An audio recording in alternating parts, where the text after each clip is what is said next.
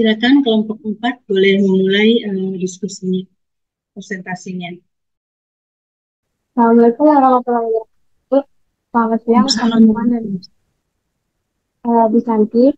Kami dari kelompok 4 ini mau mempresentasikan hasil diskusi kami mengenai pajak penghasilan pasal 23. Boleh dulu.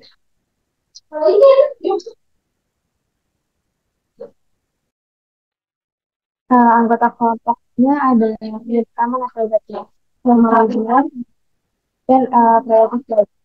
Boleh dulu.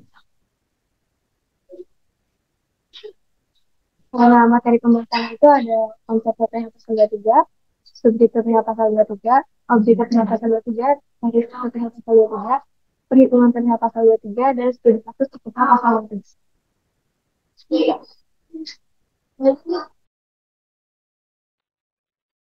Yang pertama ini ada konsep PPh pasal 23. Kemudian pengertian pertamanya ada PPh pasal PPh merupakan satu jenis pajak penghasilan Indonesia yang disebut atas penghasilan tertentu yang diterima atau diperoleh wajib pajak dalam negeri dari transaksi tertentu. Pajak penghasilan ini dikenakan pada sewa hak selain bangunan dan atau tanah, tunjangan jasa, bunga, dividen, royalti, serta hadiah dan penghargaan. Selain yang dipotong PPh pasal jasa. PPh pasal 3 ini dipotong oleh pihak yang membayarkan penghasilan atau pemberi penghasilan tersebut pada pihak yang menerima penghasilan atau pemberi penghasilan. Jadi,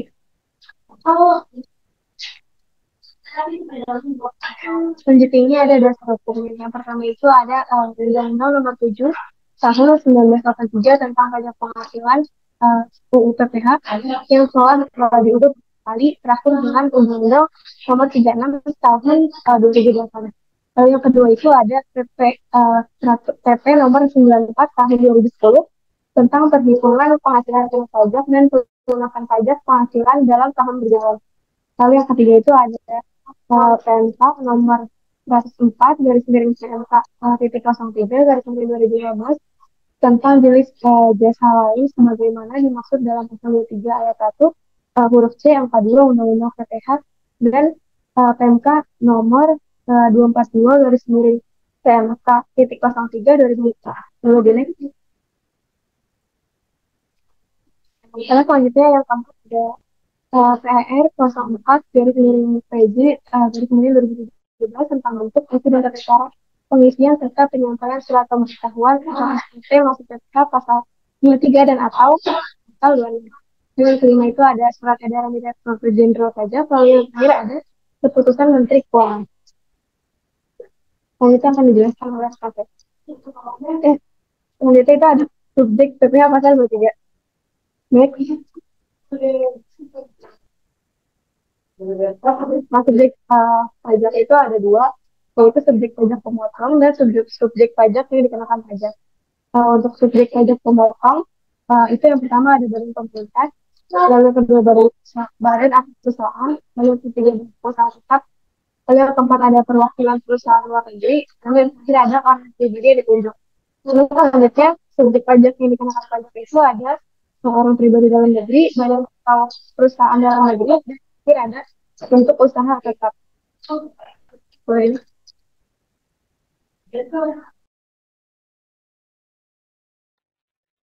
Ya, untuk selanjutnya itu ada objek PPh pasal 23. Untuk objek PPh pasal 23 itu ada dividen. Itu mencakup semua jenis dividen, apapun bentuknya, seperti pembayaran kepada pemegang polis dari perusahaan asuransi. Yang kedua ada bunga, termasuk bunga premium dan imbalan atas jaminan pengembalian utang.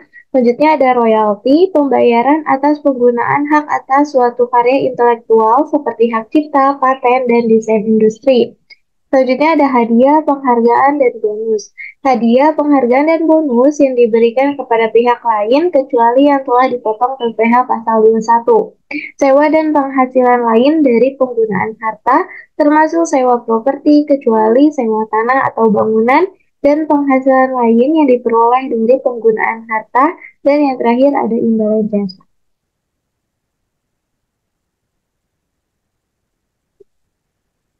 Selanjutnya ada pengecualian objek PPh 23. Penghasilan yang dibayar atau terutang kepada bank, sewa yang dibayarkan atau terutang bersehubungan dengan sewa guna usaha dengan hak opsi, dividen atau bagian laba yang diterima perseroan terbatas sebagai wajib pajak dalam negeri, koperasi, badan usaha milik negara atau badan usaha milik daerah, BUMN atau BUMD, dari penyertaan modal pada badan usaha yang didirikan dan bertempat kedudukan di Indonesia dengan syarat yang pertama, dividen berasal dari cadangan laba yang ditahan. Yang kedua, bagi perseroan terbatas BUMN atau BUMD yang menerima dividen, kepemilikan saham pada badan yang memberikan dividen paling rendah 25% dari jumlah modal yang disetor dan harus mempunyai usaha aktif di luar kepemilikan saham tersebut. Project. Selanjutnya ada tarif PPh pasal 23.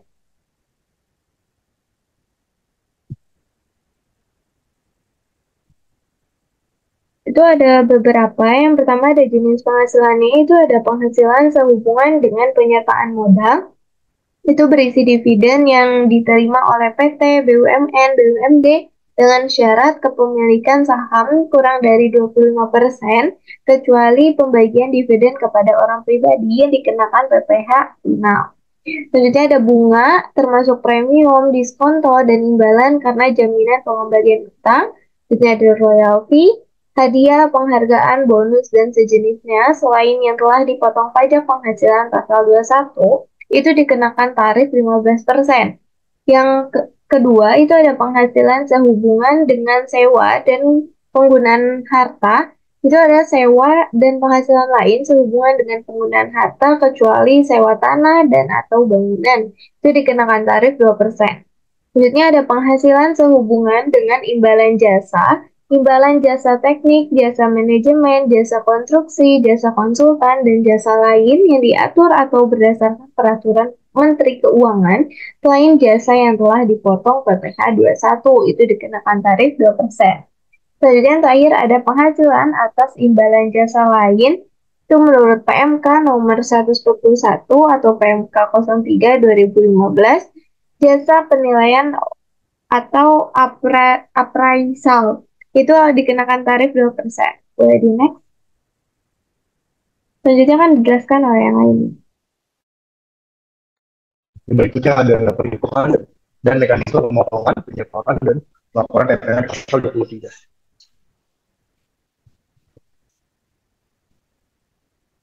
Nah, berikut ini ada perhitungan PPh 23. Perhitungan PPh 23 dilakukan dengan mengalihkan tarif pajak dengan dasar pengenaan pajak atau DPP atau jumlah bruto dari penghasilan yang ditetapkan.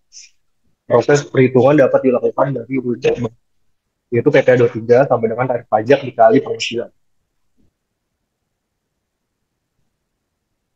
Nah, untuk mekanisme pemotongan ini gimana nih? Untuk mekanisme penyetorannya ini ada, pertama itu ada pemotongan. Pemotongan ini tiap pemberi kerja penghasilan memotong PPh 23 pada saat terjadi pembayaran kepada penerima penghasilan. Yang kedua ada penyetoran. Pemotong PPh 23 wajib menyetorkan pajak yang dipotong ke kas negara sebelum jatuh tempo atau tanggal 10 bulan setelah pemotongan. Nah, setelah melakukan penyetoran ini, pemotong itu akan mendapatkan nomor transaksi penerimaan negara atau NTPN sebagai bukti pembayaran. Lalu yang ketiga itu ada pelaporan. Pemotong juga wajib melaporkan pemotongan PPh 23 ke kantor wilayah pajak atau KPP melalui SPT pasal PPh 23 paling lambat tanggal 20 bulan berikutnya. Tanggal 20 ini hanya dihitung hari kerja saja. Nah, setelah itu pemotongan dapat dilakukan dengan melalui aplikasi ISPT atau dengan mengisi formulir kertas atau hard copy.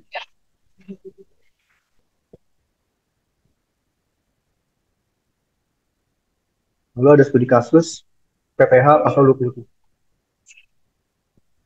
Nah, yang pertama ini adalah studi kasus berkaitan dengan penghasilan sehubungan dengan penyertaan modal. Nah, yang pertama ini ada PT Maju Jaya, merupakan sebuah perusahaan yang bergerak di bidang industri otomotif yang beralamat di Jalan Jenderal Sudirman nomor 5, Jakarta Pusat. PT Maju Jaya telah memiliki NPWP nomor sebagai berikut. Pada tanggal 5 Mei 2023, perusahaan membayar dividen tunai kepada pemegang saham yang sebelumnya telah diumumkan melalui RUPS. Berikut informasi pembayaran. Ini adalah berikut informasi pembayaran dari tiga perusahaan. Ini adalah perhitungan PPh 23 sehubungan dengan penyertaan. Yang pertama itu ada PT Sentosa Bersama, penyerahan modalnya 20% bisa dengan dividen 5 juta hasilnya 31.250.000. Lalu PT Maju Sejahtera itu penyerahan modalnya 15%, dividennya itu 75 juta, PPh 23-nya ini 11 juta 250. Nah, ini total dividen di bawahnya, lalu di bawahnya ini ada total dari PPh 23. Nah, untuk PT Prima Karya dikategorikan sebagai non objek pajak sebab persentase modalnya lebih dari 25%. Lalu ada penghasilan sehubungan dengan sewa dan penggunaan harta. Nah, ini contoh studi kasusnya itu pada tanggal 1 Maret 2024, PT Cahaya Konstruksi atau pihak pertama yang melakukan kontrak dengan PT Perkasa Machinery selaku perusahaan persewaan alat berat atau pihak kedua untuk menyediakan jasa sewa alat berat berupa crane dengan nilai kontrak sebesar 200 juta. Kedua pihak tersebut telah memiliki NPWP lalu berapa PP pasal 23 yang mengenakan atas transaksi tersebut. Nah, ini ada perhitungannya. Perhitungan itu sesuai dengan UU pajak penghasilan pasal 23, pembayaran pada PT Perkasa Machinery masing-masing harus dipotong oleh PPh 23 oleh PT Cahaya Konstruksi sebesar itu PPh 23 terutang sama dengan 2% dikali 200 juta. Hasil itu sama dengan 4 juta. Itu studi kasus berikut ini penghasilan sehubungan dengan imbalan jasa. Nah, ini contoh studi kasusnya itu pada tanggal 1 Maret 2024, PT Cahaya Konstruksi atau pihak pertama melakukan kontrak dengan PT Perkasa Machinery selaku perusahaan persewaan alat berat atau pihak kedua untuk menyediakan jasa sewa alat berat berupa crane dengan nilai kontrak sebesar 200 juta. Kedua pihak tersebut telah memiliki NPWP. Berapa, berapa PPh pasal 23 yang dikenakan atas transaksi tersebut. Ini perhitungan itu sampai dengan PPh 23 terutang 2% dikali 500 juta sama dengan 10 juta.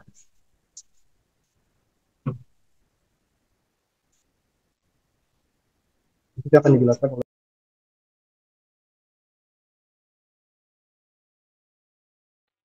Dan selanjutnya ada kesimpulan dari materi kita hari ini, itu ada PPh merupakan jenis pajak penghasilan di Indonesia yang dipungut atas penghasilan tertentu yang diterima atau diperoleh wajib pajak dalam negeri dari transaksi tertentu. PPh pasal 23 dipotong oleh pihak yang membayarkan penghasilan atau pemberi penghasilan tersebut kepada pihak yang menerima penghasilan atau pemberi penghasilan. Dasar hukum PPh 23 terdapat pada UU PPh, Peraturan Pemerintah atau PP, Peraturan Menteri Keuangan atau PMK, Peraturan Direktur Jenderal Pajak atau PER, Surat Edaran Direktur Jenderal Pajak, dan Keputusan Menteri Keuangan atau KMK. Subjek pajak pemotong atau wajib pajak pemotong yaitu badan pemerintah, badan atau perusahaan, bentuk usaha tetap atau BUT, perwakilan perusahaan luar negeri, orang pribadi yang ditunjuk. Subjek pajak yang dikenakan pajak, wajib pajak yang dipotong yaitu orang pribadi dalam negeri, badan atau perusahaan dalam negeri, dan bentuk usaha tetap atau BUT. Objek PPh 23 yaitu ada dividen, bunga, royalti, hadiah, penghargaan, bonus, sewa, dan penghasilan lain, imbalan jasa, dan untuk tarif pajaknya dibagi dua, ada yang 15% dan 2% tergantung jenis penghasilannya. Oke, cukup sekian presentasi dari kelompok 4 hari ini. Apabila ada yang ingin bertanya, persilakan. Oke, boleh kepada Prina.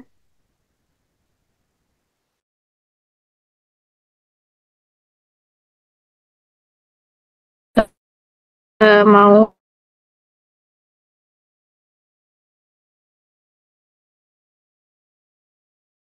pemberlakuan PP3. Nah, PP perlu gimana ya terhadap pembayaran royalti kepada pihak luar negeri yang memiliki perjanjian penghindaran pajak berganda dengan Indonesia. Nah, untuk mekanismenya itu gimana pemotongan pajaknya itu? Apakah terdapat perbedaan tarif atau enggak? Jelas kelompok 4.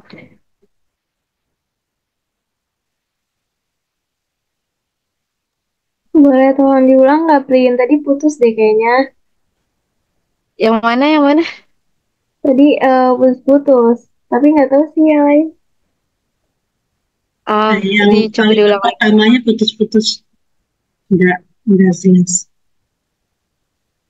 Bagaimana perlakuan PPh pasal 23 atas pembayaran royalti kepada pihak luar negeri yang memiliki perjanjian penghindaran pajak berganda dengan Indonesia.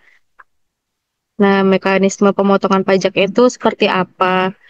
Apakah terdapat perbedaan tarifnya atau enggak gitu? Oke, makasih Prin atas pertanyaannya. Selanjutnya boleh Jesse. Oke, sebelumnya saya Jessica Putani dari kelompok 2 izin bertanya, bagaimana mekanisme penentuan jika terjadi kesalahan dalam pemotongan tarif PPh pasal 23? Apakah sudah jelas pertanyaannya?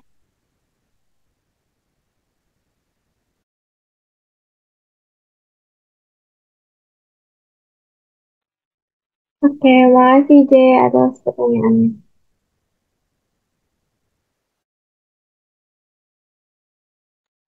Sama satu lagi ini dari Rama Aulia di chat. Pertanyaannya adalah bagaimana perlakuan PPh pasal 23 terhadap transaksi jasa teknik yang dilakukan antara dua perusahaan yang berafiliasi di Indonesia. Apakah terdapat ketentuan khusus terkait transfer dalam konteks ini? Nah, Ibu ini izin menjawab dulu ya, Bu. Saya izin menjawab. Pertama yang diterima, tadi pertanyaan itu bagaimana perlakuan PPh pasal 23 atas pengeluaran royalti kepada pihak luar negeri yang memiliki perjanjian penghindaran pajak berganda dengan Indonesia. Nah, mekanisme pemotongan pajaknya bagaimana dan apakah terdapat perbedaan tarif? Untuk jawaban kita tahu gitu. Perlakuan PPh pasal 23 atas pembayaran royalti kepada pihak luar negeri yang memiliki perjanjian penghindaran pajak berganda itu bergantung pada ketentuan dalam pajak berganda tersebut. Biasanya tarif pemotongan pajak akan mengikuti tarif yang diatur dalam pajak berganda yang bisa lebih rendah dari tarif standar PPh pasal 23 yaitu 15%. Mekanisme pemotongannya tetap dilakukan oleh pihak pemberi penghasilan Indonesia, namun tarif yang digunakan sesuai dengan ketentuan pajak berganda tersebut. Dan untuk menerapkan tarif pajak berganda, penerima penghasilan harus menyertakan dokumen surat keterangan domisili atau SKD yang valid. Begitu Prina, bisa dimengerti. Oke, bisa dimengerti. Terima kasih kelompok 4.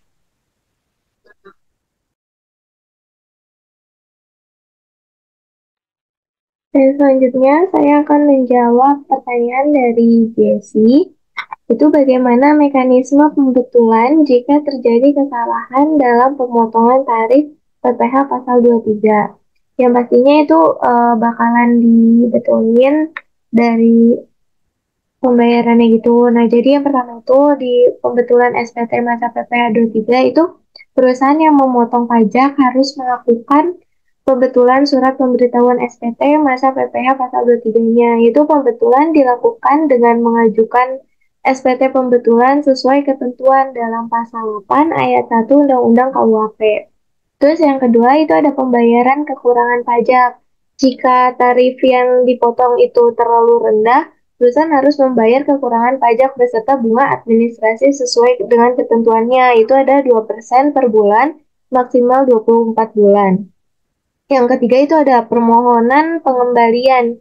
Jika pajak yang dipotong terlalu besar, penerima penghasilan dapat mengajukan permohonan pengembalian atau restitusi atas kelebihan pembayaran pajak tersebut. Terus yang terakhir itu ada penyetoran dan pelaporan. Jika ada koreksi, perusahaan harus segera menyetorkan pajak yang kurang dipotong dan melaporkannya dalam SPT pembetulan. Mungkin itu sih, Jess. Gimana? Apakah terjawab? Jadi mekanismenya itu yang pertama, habis itu pembayaran kekurangan pajak, lalu permohonan penyetoran serta pelaporan ya, Nas. Iya, pastinya kan soalnya kalau misalnya salah gitu kayak entah dia kurang ataupun dia kelebihan gitu kan, pastinya yang seringnya gitu. Makanya jadi kayak gitu tadi alur-alurnya gitu sih. Seperti masih kelompok 4. Oke, makasih juga. Berikutnya saya akan menjawab dari Rahma Aulia. Pertanyaannya adalah bagaimana perlakuan PPh pasal 23 terhadap transaksi jasa teknik yang dilakukan antara dua perusahaan yang berafiliasi di Indonesia? Apakah terdapat ketentuan khusus terkait transfer pricing dalam konteks ini? Jawabannya itu perlakuan PPh 23 terhadap transaksi jasa teknik antara dua perusahaan aviasi di Indonesia tetap dikenakan tarif sebesar 2% dari jumlah brutto atas penghasilan jasa tersebut. Meski perusahaan berafiliasi, kewajiban pemotongan PPh pasal 23 tetap berlaku terkait transfer pricing jika jasa teknik dilakukan antar perusahaan afiliasi. Transaksi tersebut harus dilakukan dengan prinsip kewajaran harga, artinya harga jasa yang diberikan harus sesuai dengan harga pasar atau harga wajar seperti yang diterapkan antara pihak-pihak yang tidak berafiliasi. Dokumentasi transfer pricing perlu disiapkan untuk membuktikan bahwa transaksi tersebut dilakukan secara wajar dan sesuai dengan ketentuan perpajakan yang berlaku di Indonesia. Apakah sudah terjawab, Rahma Aulia?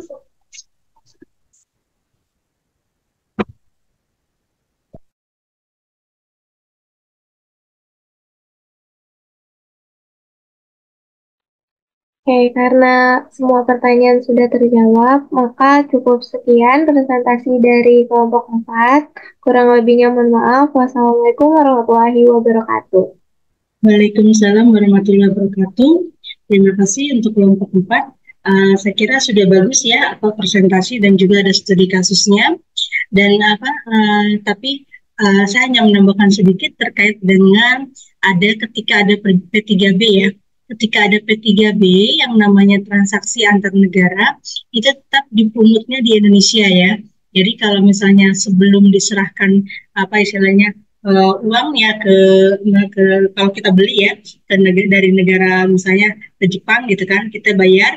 Nah sebelum dibayarkan itu makanya kita akan memungut PPh pasal 23 terlebih dahulu, dipotong dulu ya sama perusahaan yang di Indonesia yang membeli barang ke Jepangnya tersebut ya. Jadi pada saat dikirimkan uangnya ya sebesar itu. Nah biasanya kalau udah ada P3B itu tarif PPh pasal 23-nya lebih rendah dibandingkan tarif yang umum gitu ya. Seperti itu. Misalnya kalau PPh pasal 23-nya 15%, tetapi kemudian karena ini ada P3B bisa jadi cuma 10%, seperti itu ya. Kemudian masalah tadi transfer pricing. Transfer pricing itu terjadi bila memang itu harus ada ini juga hubungan transaksinya. Kalau misalnya pencatatannya dicatat ulang misalnya, kalau misalnya itu sebenarnya transfer pricing antara anak perusahaan dengan cabangnya pusatnya itu pasti ada kejadian transfer pricing. Tapi kalau misalnya beda perusahaan sepertinya tidak. Oke, itu saja. Mungkin saya tutup dulu ya. Ada telepon ini. Silakan ditutup ya. Ya, assalamualaikum.